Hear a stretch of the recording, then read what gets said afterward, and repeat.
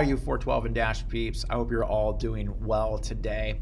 Well, we are in week 3 of our series called Goals. And so when we started this, we were talking through this idea of New Year's resolutions. January 1st is what people do, setting goals. And here's the thing. The typical person has already given up. That's right. As you're watching this, the typical person has already given up. 75% of the people have already just said, nah, I'm good. I'm good the way that I am. I'm pretty awesome. I don't know what I was thinking of setting that crazy goal. And yet only 25% of the people are going to keep pursuing and keep moving forward towards what they feel is a better version of themselves. And the question really is what I think about is why? And I think the reason why is because goals are hard. Right? It's hard work to keep moving forward, to better yourself and to arrive at a better version of yourself. That takes a lot of work. And if you want to accomplish your goal of achieving a better version of yourself, you really do have to stay motivated. You have to persevere and you have to stay committed to that goal. You have to always have it in front of you and moving forward. So I don't know what your goal is. I hope you've set a goal. I hope it's a God-sized goal. And as you're setting these God-sized goals, it might be spiritual, it might be relational, it might be mental, it might be physical. But in the middle of setting these goals, I have some bad news. And the bad news is you are going to experience a lack of motivation because everybody experiences these things. You're going to experience some opposition from people that might even surprise you. You're like, why am I hearing this from you? I don't even understand. Why do you have a problem with the goal that I set for myself? But you might feel that opposition. You're going to feel a little lazy and sluggish towards and just a lack of motivation in moving forward and achieving this because it's easy to fall back into old patterns because that's just we like our old patterns so much. They're comfortable, right? It's like a cozy blanket. We just like to wrap ourselves around it and be like, oh, this isn't that bad. I can stay here in that. But you know what? There's also good news. That there is actually hope in achieving your goals. That's right. There is actually hope.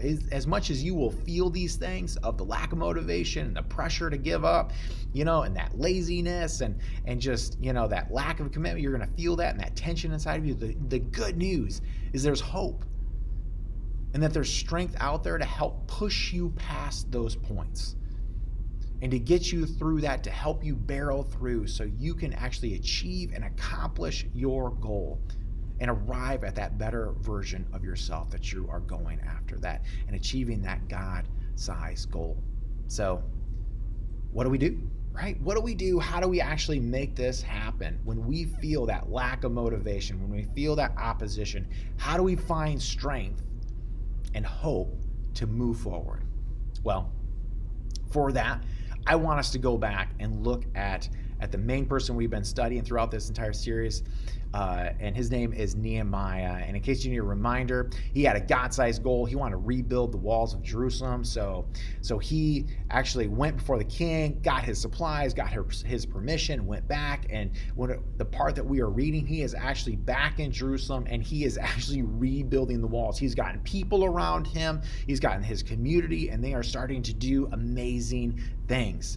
But just like you and me, he's starting to face opposition. He's starting to face that pushback from other people as they are looking at what he is up to, and they are not happy.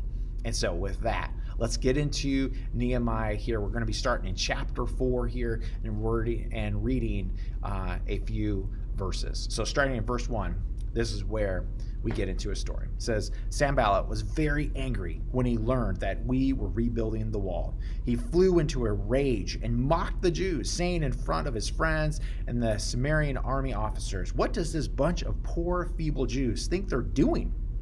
Do they think they can build the wall in a single day by just offering a few sacrifices? Do they actually think they can make something of stones from a rubbish of heap and charred ones at that? Tobiah and the Ammonite, who was standing beside him, remarked, that stone wall would collapse if even a fox walked along the top of it.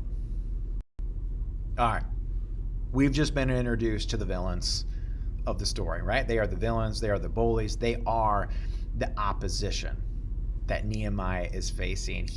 They are the frustration that they're bringing frustration into this environment and trying to get Nehemiah and his people kind of riled up as they just mock everything that they're doing, right? They're mocking the quality of work, saying if even a fox tried to crawl on this thing, it would just go down in rubble. They're mocking their materials that they're using. They're mocking their pain that they have gone through. They're mocking their belief system.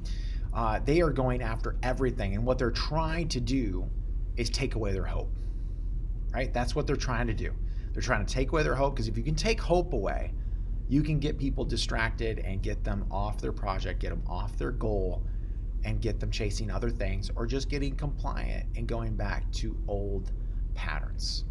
And so what does Nehemiah do from this? As he's listening to this, listening to them being mocked, being bullied, does he shout out some awesome mom jokes, like your mom goes to college, and everybody laughed and they're like, oh, let's keep working, is that the tactic that he used? Well, he didn't do that. And instead, he did something a little different. So let's continue in our story here.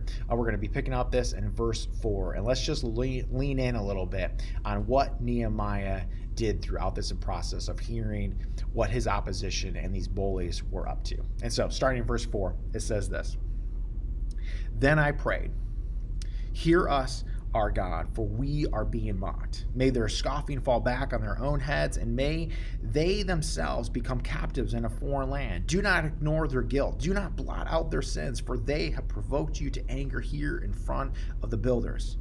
Then it says, "At last the wall was completed to half its height around the entire city, for the people had worked with enthusiasm."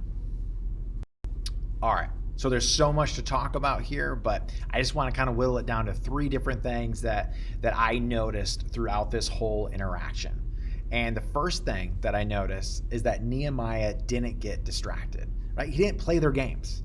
He didn't come down off the wall and start arguing with him, responding in utter anger at him, trying to fight him, throwing out mom jokes, any of that kind of stuff. He didn't do that at all. He didn't get distracted. Actually, later on in the story, they keep trying to distract him and kept trying to get him off that wall. And his phrase, I just love his phrase, is that every time they try to do it, he would just say the same thing over and over again. And it was just, I'm engaged in a great work and I cannot come down. And he just kept repeating it. I'm engaged in a great work and I cannot come down. That's how we do it. That's how we don't get distracted. That's how Nehemiah plays the game for them, is that they're trying to distract, and yet he pulls back and he doesn't get distracted, and he says this little line of that, I'm engaged in a great work and I cannot come down. So that's the first thing that I noticed from this text, is that he doesn't get distracted.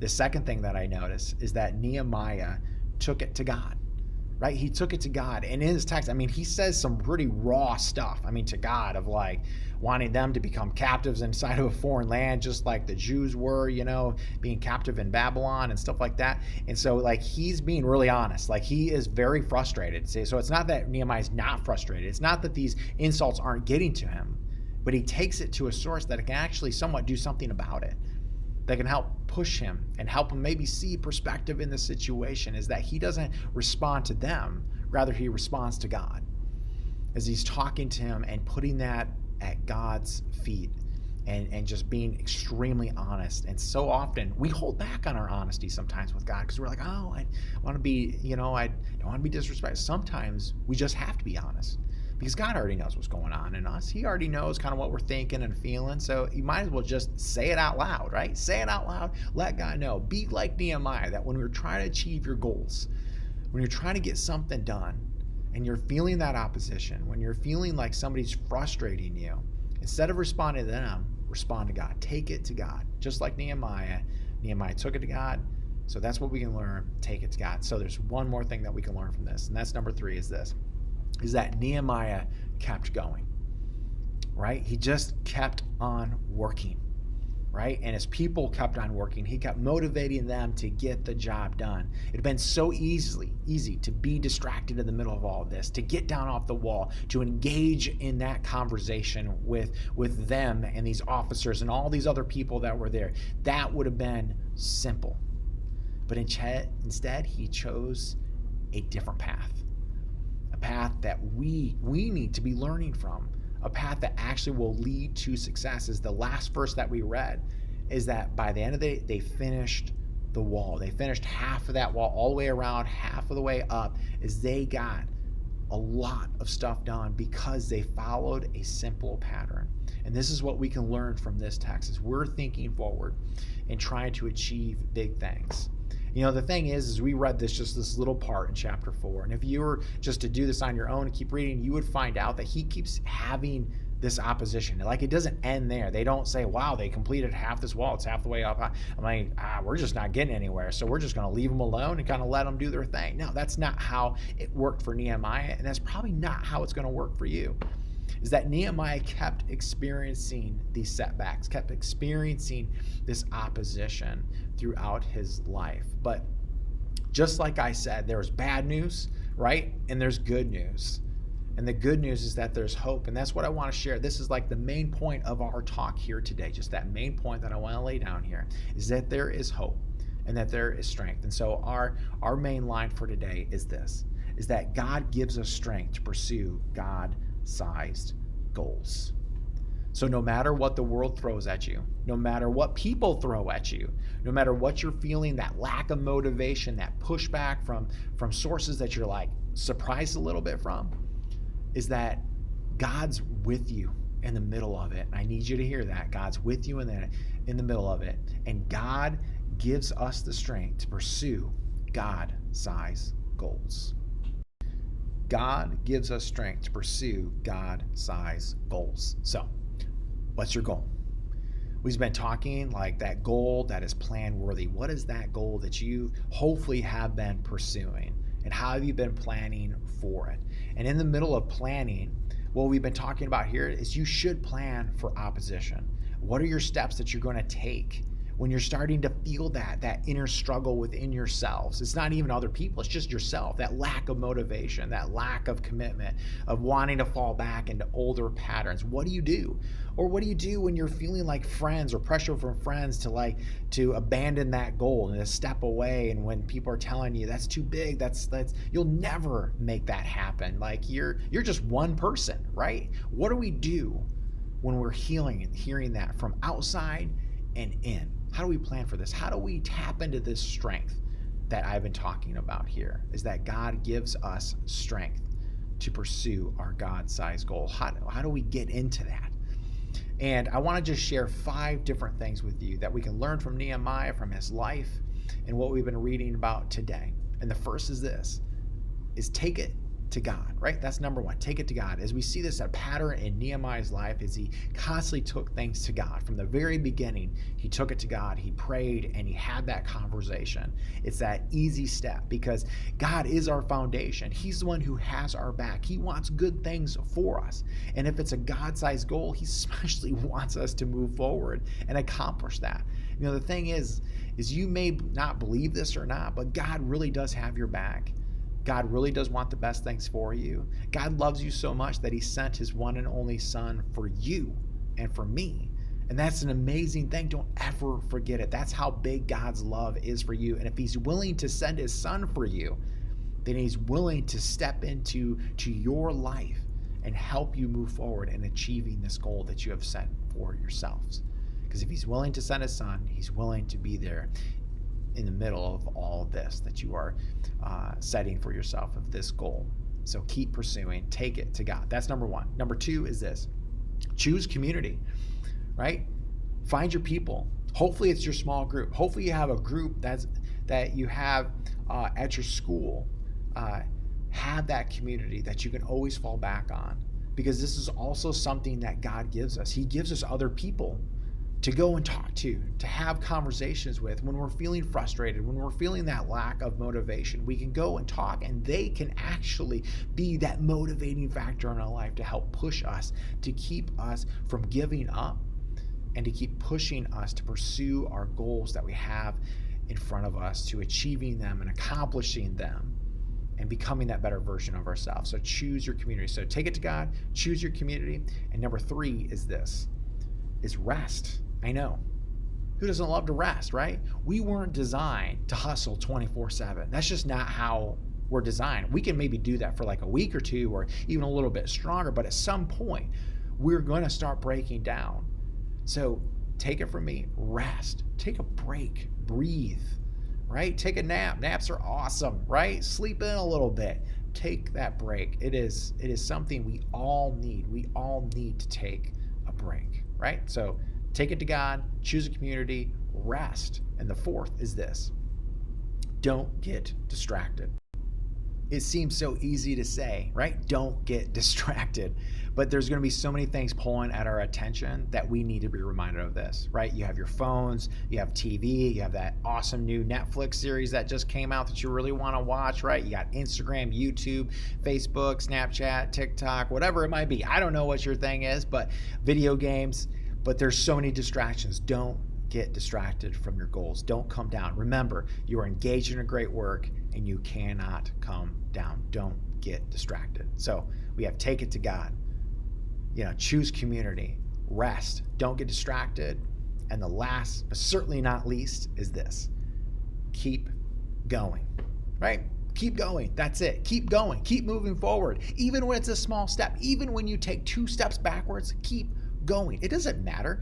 Taking 2 steps back doesn't make you a failure. It just means you took 2 steps back. That's it. Keep on moving forward. Keep going, knowing that you have a crowd of people that are cheering you on. That's why we choose community. That's why we go to God, because God is cheering you on. Your community is cheering you on. They want you to be successful. God wants you to be successful. So keep on going. Your goals are worth it. Your God-sized goals are worth it. So keep pursuing them. Keep being motivated, even when you stumble, even when you fall. Get yourself back up. Keep moving forward. Keep going. Because the thing is, like I said, the main point, and I need us to remember this, is that God gives us strength to pursue God-sized goals. God gives us strength to pursue God-sized goals. Don't forget it, guys. All right. That's all I have for you all. Hope you all have enjoyed it. Tune in throughout the week as we continue this conversation on Instagram and Facebook. And on YouTube as we do short devos throughout the week. So look for those as we keep on talking about goals. All right. See you later.